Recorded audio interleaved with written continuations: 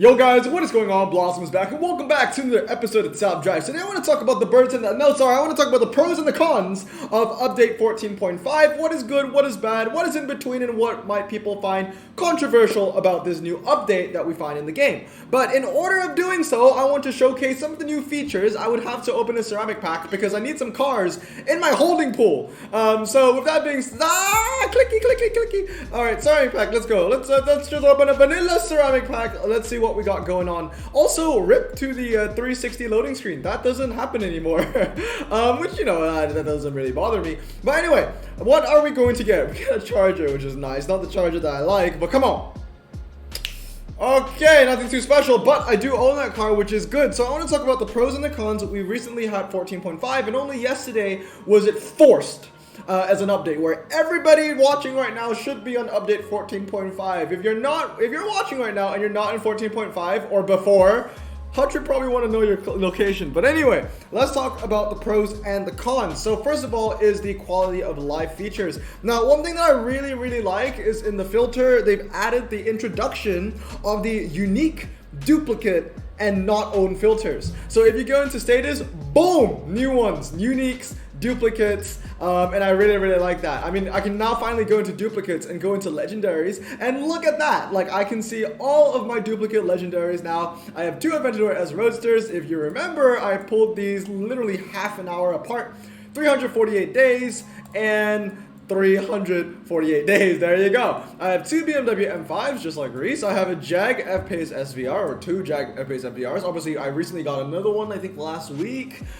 Two Lancia Monte Carlo Turbos, two R35 16s, Syracuse, Zonda 4GT, the crappy BMW, the Cadillac CTS-V, and the Mercedes AMG GTS. To be completely honest, all these four duplicates are garbage, useless. The Zonda, I don't use the second one. Even Syracuse, I don't use the second one because, you know, you have one maxed. I do get value out of the 216s, so they're cool.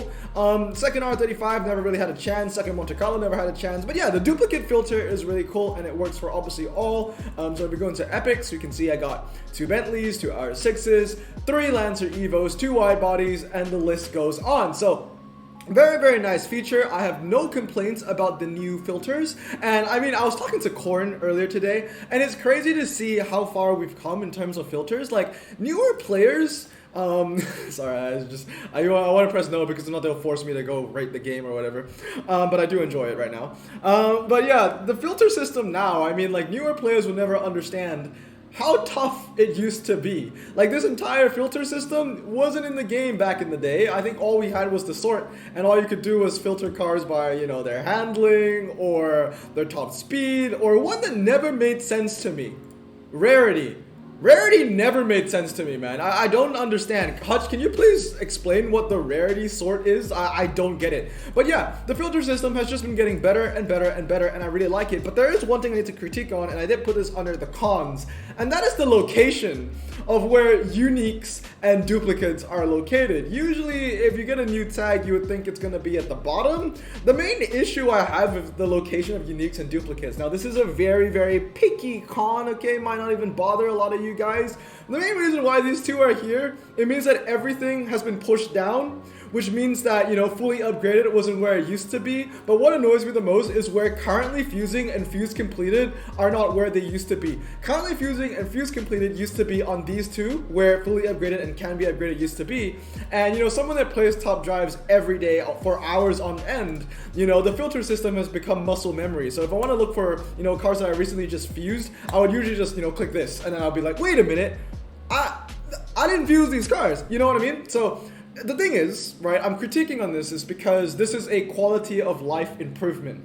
And the thing about the quality of life, especially if I was working in the quality of life department for top drives, is that I would have to assume that every player is very lazy. That's just being frank, okay? Just assume that every player is being very lazy. Have the game experience be as easy and as just as easy as possible, okay? So the fact that they are taking away my muscle memory, you know, I still think that this is fully currently fusing and fuse completed. It's not there anymore. It's fully upgraded, can be upgraded. So that's a little thing. Look on, you know, like, you know, I'll obviously get used to it in the end, but yeah, just little things. So the other thing that I want to talk about is going to be all the holding pool improvements. That's why I opened the ceramic pack. All this stuff is really cool. There's nothing bad to say about this. At least I don't have anything bad to say about this. I think it's really cool. They tell you how many cars you owned. I cannot wait to get a 1969 Dodge Charger, and then they just tell me you have like 26 owned. I think that would be absolutely fantastic. Now we have the add and lock feature, so it's a quick way if you get a legendary or an epic, you can add and lock a car. Now for me, I never found it an issue. I never needed the add and lock feature. I mean, honestly, it's better to have it than not have it. But I've never had the issue. I always remember what are the best cars I get from an opening, and I would lock them immediately. But it's a nice little addition, and I really appreciate that. But what I really like the most is the fact that it tells you how many that you have owned. So one own, which means that I can sell you.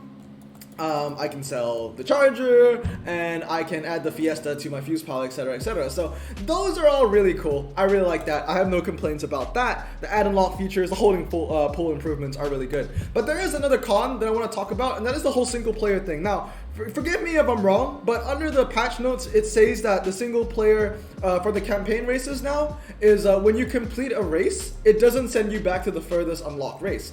So in theory, what I understand is that if I did Germany and I scrolled all the way down to the first race and I completed it, I would stay here at the first race. I think that's what they were trying to do, but let me show you if it actually works or not. So I'm gonna put just, my cars in here. I can't remember why I chose those 5 cars, but Hayabusa is cool and the Evo is cool as well. Just another race to put it. So yeah, technically I'm done with this race. I should be able to be back at looking at the first race, right? So 2 stars, nice. And I'm on 10th. So that doesn't seem to be working. At least the way I understand it is not working, because it says that the single player furthest unlocked race does not work because, from the description, from the patch notes, I thought that, I would just, pop up back here on the first race. But no, it just pops me back to the 10th, and I would have to scroll all the way back down. And it's the same for this screen. I thought that, once I would complete France and I do a race, I would show back up in France. But no, I'm back in Monaco, and I have to go and scroll back down to France. So that's a little bit annoying. I'm not sure if that was what they were trying to fix, but if it wasn't what they were trying to fix, maybe they should try and fix that, because it would just make the game a lot more smooth, a lot more coherent. But anyway, more controversial stuff. So those were all the pros. All of the new holding system stuff were super cool in my opinion. Let's talk about the more controversial stuff. The first one is going to be the resource system for car image loading. So let's talk about that. We go into my cars, and as you can see, there's like this little transition every time you want to select a car. So if I click the Lamborghini, you can see that it doesn't just pop up as a white screen and then the car pops up. There's a bit of a transition, I like it. It's like a bit of a gradient. It makes the game a lot more smooth, coherent. I've seen some people say that they don't like it, and I don't understand why. I genuinely like these new changes. It feels a lot more smooth and coherent. I've said those words so many times, I need to say a different word. But I love the transitions to it. I think they're very clean. But I've seen some people say they don't like it. I don't know why. Let me know down in the comments below if you like it or not. I think it's absolutely great. The second thing that I want to talk about is the game loading and overheating issues. Now, I've seen on Redline's Instagram that he said that the game is crashing nonstop for him. Wyatt has said that the game is crashing nonstop for him. But for me, I've actually had the better end of the stick. I have not experienced a single crash. Even on BlueStacks, my phone isn't overheating, the loading times are a lot faster, and clubs is a lot, more enjoyable to play because I don't have to stare at that stupid circle going round and round for 2 minutes before I get into a race. In fact, that circle doesn't go round and round anymore, it just stays there. So for an example, let's just go into daily event, look at it, it just stays there. The races seem a lot more seamless and a lot faster, so let's just do a race. So I'm gonna put in my regular 2000s hand, which includes those 3 cars I just added, the Super Light and the Ford Mustang FR500. And yeah, as you can see, the loading times, the cars don't just pop up anymore, they kind of like transition in, which I think is very beautiful. Let's see, I think I am able to beat Greg. So once again, 1 win, 2 wins, that's going to be a draw. That's something they need to fix. The floaty thing. They need to fix that. That's annoying because I need to reset my entire hand and put the car in and then reset it again for it to work again. So 1, 2, 3. See? That's a bug. That's a bug they need to fix. Okay, we've encountered that twice now. Put you in karting circuit, put you in G-Force, and the loading times are a lot faster. At least I think they're a lot faster. I also like the fact that I don't see the 360 loading screen anymore. That's just my personal opinion. I think I've just seen that thing too much. I'm sick of it. You know what I mean? But yeah, 2 stars. Hey, Cannon's in the bracket. That's nice. He's gonna win it. But yeah, I think the loading screens are a lot better. So let me know down in the comments below if you have been crashing more or less. I have been having a great time.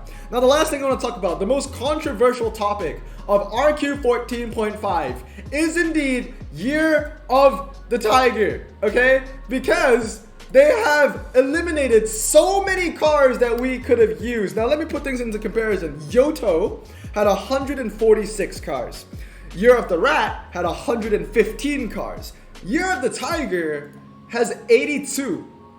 They have yeeted over 90 cars. They have yeeted more than half of Year of the Tiger, because I did some math. It's Blossom math. It's not very good, but you know, give or take. There are there are 172 cars from Year of the Tiger in total. So if you get all the cars from, 2010, all the cars from 1998, etc., the total amount of cars from the Year of the Tiger year should be 172.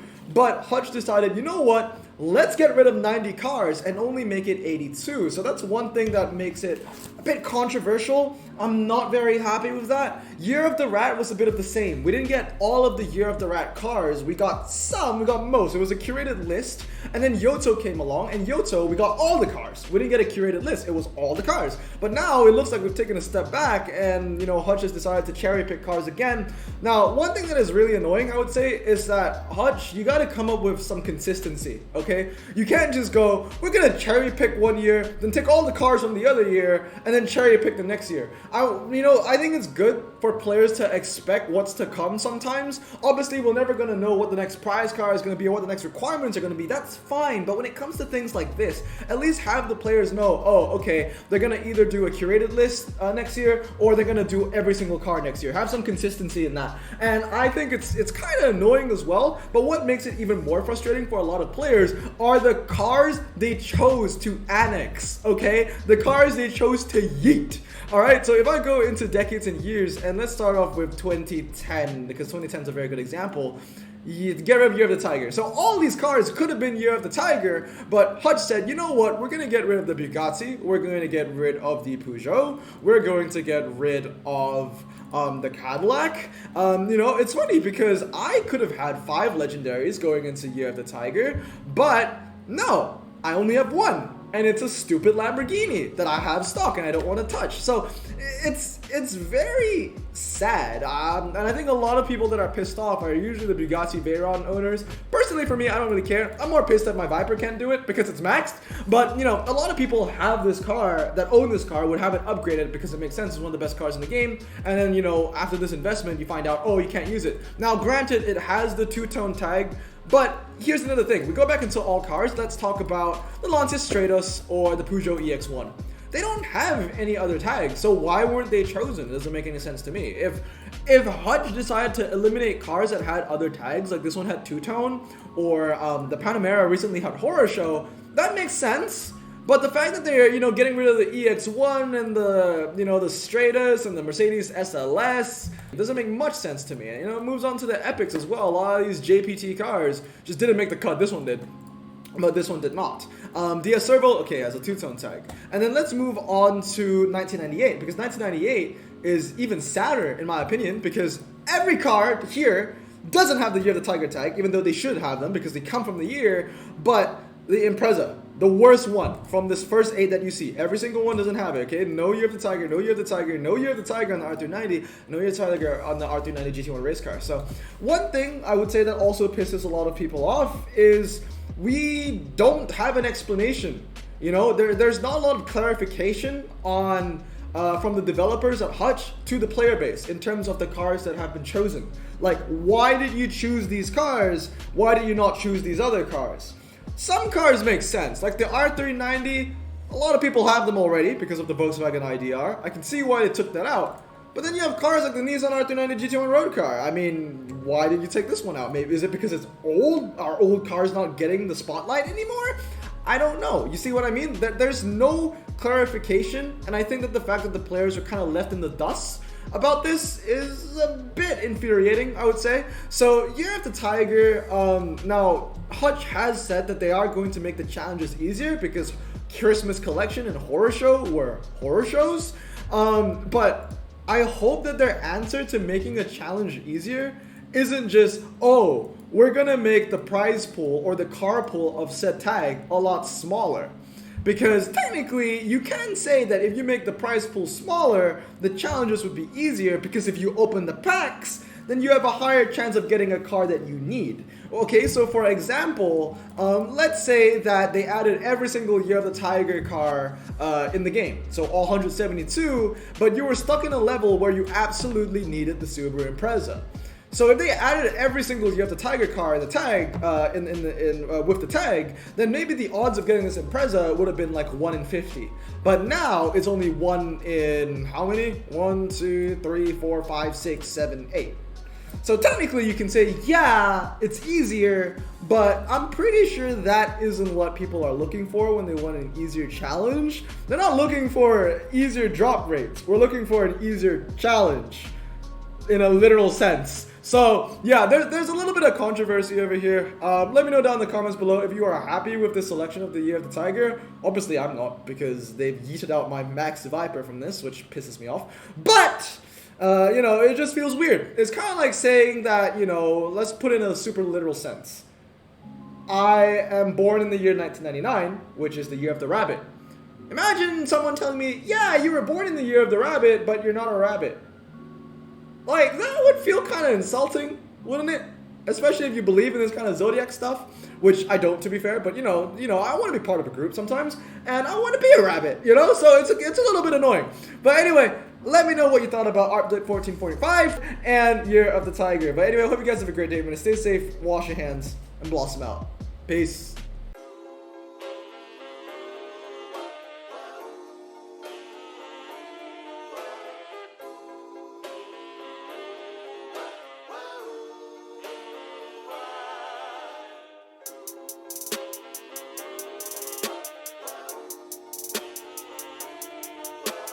Bro, this song just makes me so happy. Me too. Imagine being Asian in the 50s, looking nifty, leather jacket, looking sleek, look like Presley, look so deadly, got a jukebox back at home, feeling jazzy, turn it on and play it slow, like the movies with the ladies. They so fine. Imagine being Asian in the 50s, looking nifty, leather jacket, looking sleek, look like Presley, look so deadly, got a jukebox back at home, feeling jazzy, turn it on and play it slow, like the movies with the ladies. They so fine. Sit back, relax in my Bonneville Pontiac. Hold tight all night, cruise to Jacksonville Atlantic. Blonde hair, don't care, look like Leslie Brooks. Pin up girls everywhere with the drop dead look. Swing it side to side as we slow dance to the night. When I'll hold your perfect hand and take you out just for a ride. Wish our milkshakes at the